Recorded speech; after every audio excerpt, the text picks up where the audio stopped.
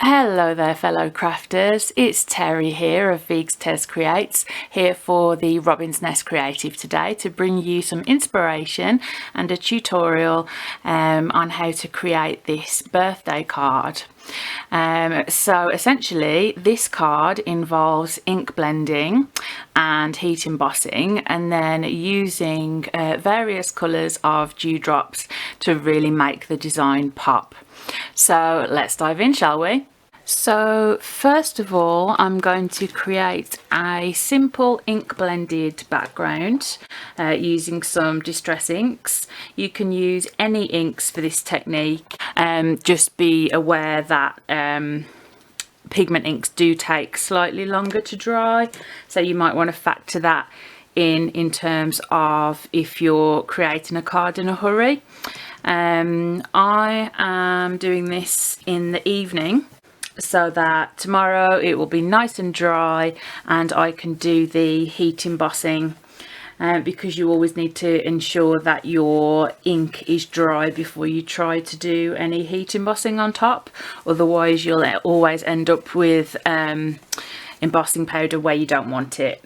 And you don't want to wreck that hard work from all of your gorgeous blending that you've done, because if you've done much ink blending, then you'll already know that it's a process. You have to find a way that works for you.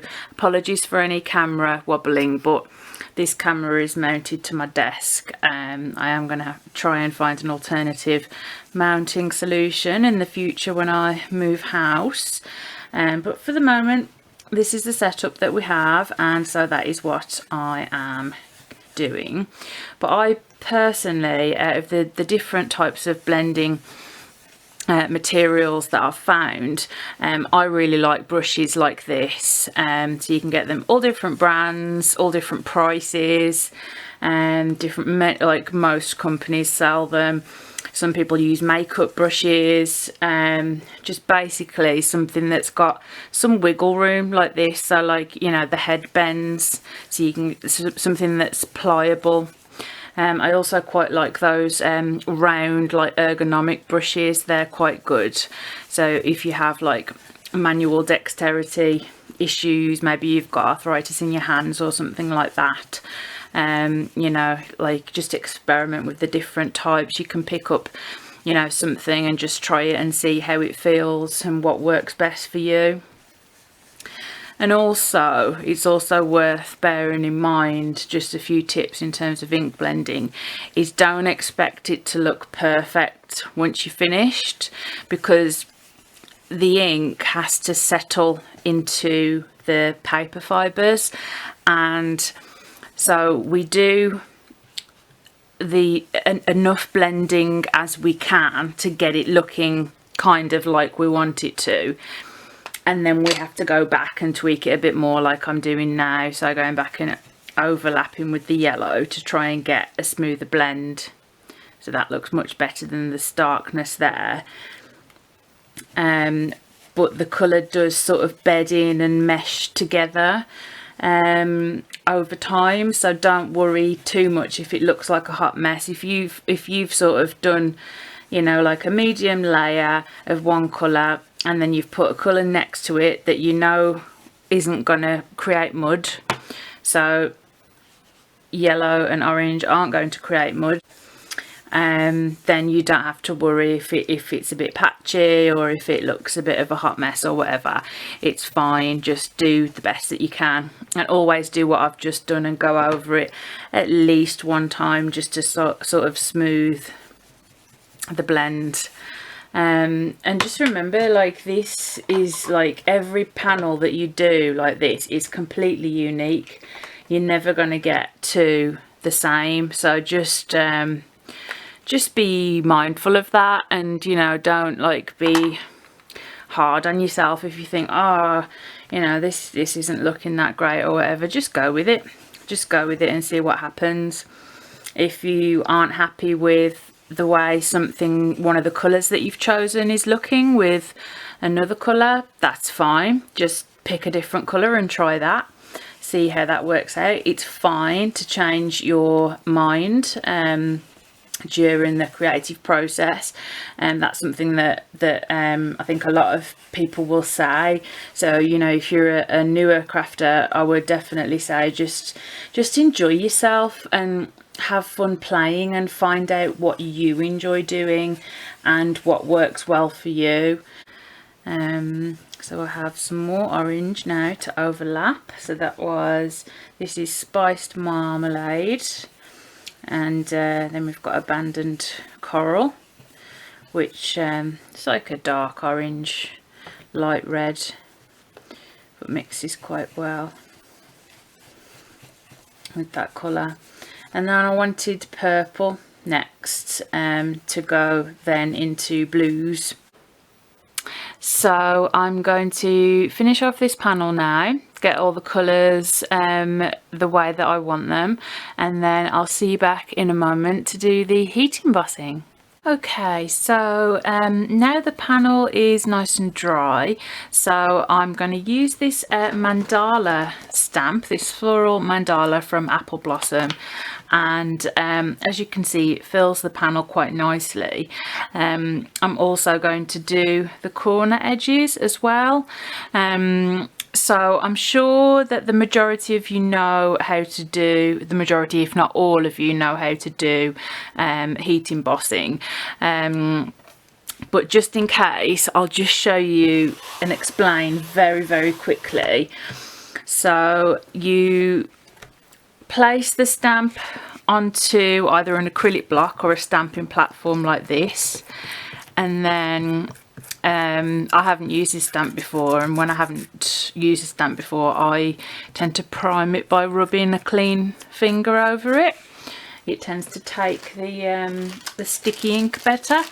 You can use a coloured pigment ink if you like, or you can just use a clear sticky ink, and because I'm going to emboss in white, I'm just going to use the clear sticky ink. You don't need to use white pigment ink if you're going to emboss using white embossing powder. So I tend to like to use Versamark. There are other equally good ones on the market, but I found that and I liked it, so I stuck with it. One of the benefits of using a stamping platform is that you can stamp it again if you need to.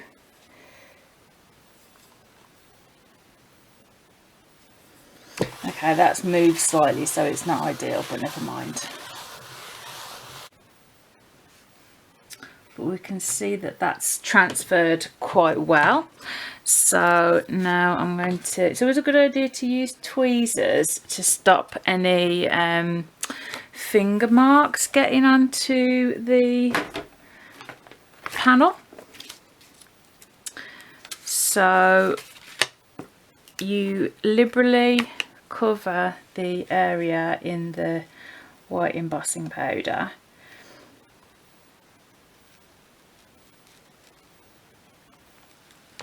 and if you've got several areas to do like I have, it's often easier just to do it in sections rather than trying to do the main portion and then the other sections as well. So there's a little bit that hasn't quite stuck there. Oops.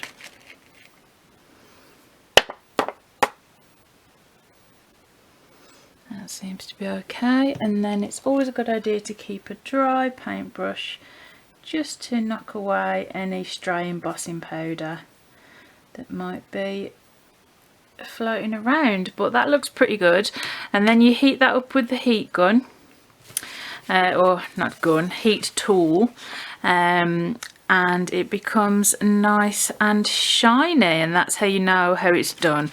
So I'm going to go away now and just finish the rest of the heat embossing, and so it's going to be all nice and shiny white on top of that lovely patterned background, and then we can set about adding our dewdrops. So I'll see you back in a mo. Okay, so here we go, the completed ink blended and heat embossed card panel. I hope the camera's picking it up, but it's just got such a lovely shiny effect of the embossing powder on top of the lovely ink blended background, which just makes for a really striking card, but very simple. So if you remember, I'd positioned the mandala slightly over to one side, so I just trimmed the other side down so it was more even. So this is 4 inches by 4¼ by 5¼ and this is a 4¼ by 5½ inch card blank. And then I have created a black matte layer which is in between those two sizes, so that will all look perfect on there. And then we've got a simple happy birthday, which I think I'm going to put there actually, just above. And then going to play about with adding some dewdrops, which I have in a gorgeous variety of colours here. So I'll just glue these bits down and then we can set about arranging the dewdrops into a beautiful pattern. Okay, so all of the layers are stuck down. So now is the fun part where we get to play with positioning our dewdrops, and I must admit these teardrop shaped ones look absolutely gorgeous in these large spaces. So they must not fit in the outer ones. Okay, that's fine. I can put smaller ones, or I might have some dotted around and some actually making up the mandala. Yeah, that's what I'll do.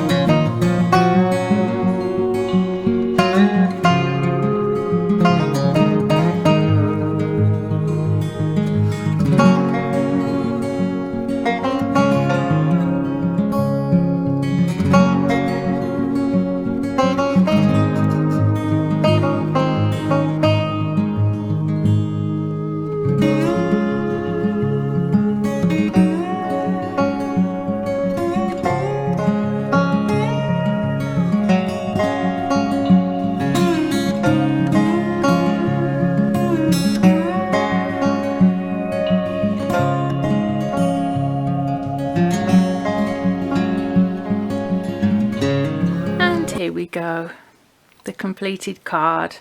I think that looks absolutely gorgeous. So simple, so easy to pull together, but really striking.